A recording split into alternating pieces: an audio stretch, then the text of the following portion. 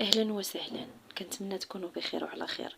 اليوم جيتكم بواحد الكيك كيجي رائع ولذيذ في المذاق، كيعجب الكبار والصغار بواحد المكون سري اللي كيحماقوا عليه الكبار والصغار. كيجي مفشفش ومهوي، كيجي رائع رائع بواحد المكون سري، كيجي لذيذ بزاف. كنتمنى ما تنسونيش من اللايكات والتعليقات ديالكم الزوينه، واللي جديده في القناه كنقول لك مرحبا والف مرحبا. ودابا ندوزو للمقادير.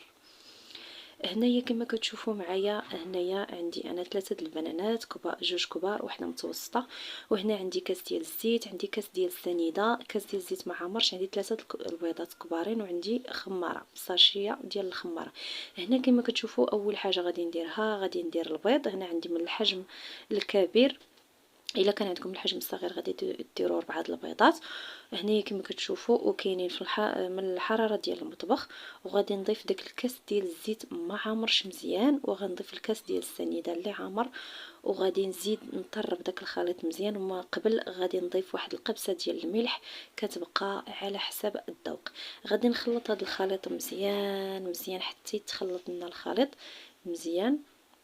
تخلط لنا داك البيض والزيت والحليب مزيان مزيان باش يذوب لينا. نخليو داك السكر على ما يذوب لينا شي شويه.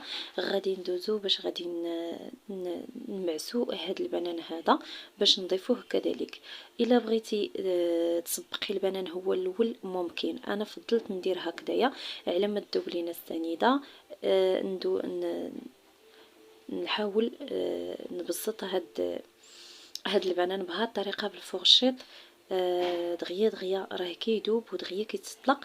الا عندكم البنان اللي هو طايب بزاف تقدروا تستعملوه، الا كان عندكم باقي قاصح شي شويه راه عطيوه غير شويه د الوقت، راه دغيا دغيا كيتعسل لنا غير بالفورشيط، كيولي سائل. صافي غادي نستمر بهاد الطريقه حتى غادي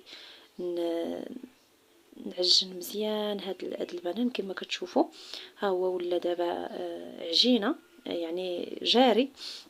صافي غادي نزيد نضيفو على الكيك ديالنا. كما كتشوفوا بهاد الطريقه راه كيجي حتى في الكيك ديالنا ما كيبانش، كيبان غير المذاق ديالو، كيبان الكيك مختلف في المذاق، ولكن هو ما تيبانش نهائيا، ما كيبانش تماما في الكيك ديالنا. واخا كنمعسوه هكذايا غير بالفورشيط، ولكن راه ما كيبانش نهائيا. صافي هنايا من بعد ما خلطت الخليط ديالنا مزيان كنضيف هنا ضفت الكاس الاول دقيق الدقيق كيبقى على حسب النوعيه ديال الدقيق اللي عندكم. كما كتشوفوا هنايا غادي نقول لكم شحال غادي تاخذ ليا ديال الدقيق. كما كتشوفوا ضفت تقريبا كاس ونص ديال الدقيق، وغادي نضيف ديك الساشيه ديال الخماره كذلك اللي هي 7 غرام. صافي وغادي نخلط مزيان مزيان، وغادي نشوف واش نقدر نزيد ولا لا. هنايا الخليط، هذا الخليط ديال هذا الكيك كيبغي يكون شي شويه قاصح، ما يكونش داك الخليط خفيف باش هكذايا كطيب لينا. الا كان الخليط ديالها خفيف راه كتجينا هكا شي شويه ما كطيبش دغيا دغيا من الداخل. ولكن الكيك الخليط ملي كيكون ثقيل راه دغيا كطيب لينا الكيك ديالنا من الداخل، ولكن راها كتجي لذيذه. صافي هنايا خدات لي تقريبا 2 كيسان كما كتشوفوا معايا، 2 كيسان عامرين ديال الدقيق. صافي خلطت الخليط مزيان مزيان، وتنحاول نفورسي شي شويه ونعطيه شويه ديال الخليط، لان الخليط ديالنا ثقيل. كنحاول نخلط مزيان مزيان. صافي هنايا غادي نديرو في الاناء وغادي ندخلو للفران تقريبا 45 دقيقه. هنا كما كتشوفوا راه كنت صورت معكم شحال د الوقت ديال اللي غندير في الفران وكيفاش خويته في هذا سميتو، ولكن تقطع ليا الفيديو، طفى لي التليفون ما شفتوش، هذا علاش ما كملتش معكم. درت التليفون تسرجع على ما طابت، عاد وليت كملت معكم التصوير. هنا كما كتشوفوا كناخذ القطيب كما بغى يكون القطيب، كنحاول نسيي من الداخل. الا كان القطيب هبط وجريناه ولقينا فيه العجينه، عارفه راه مازال ما طابتش باقي خاصها، كندخلوها للفران. دخلتي القطيب وخرج ناشف، عارفه صافي راها طايبه. كما كتشوفوا راه كتحيد دغيا دغيا بسهوله من الاطار ديالها. هنايا غادي نحاول نقطعها معكم باش تشوفوا الشكل ديالها.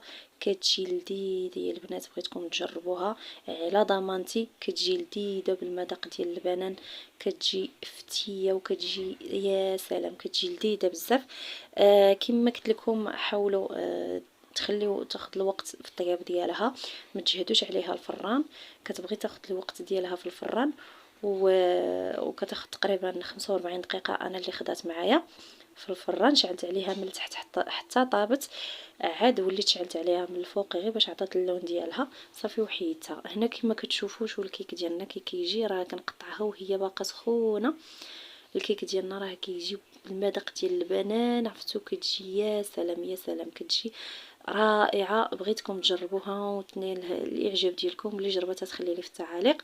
كنتمنى البنات ما تنسونيش من اللايكات والتعليقات ديالكم الزوينه، كتحفزني وتشجعني تخليني دائما نحط لكم الجديد.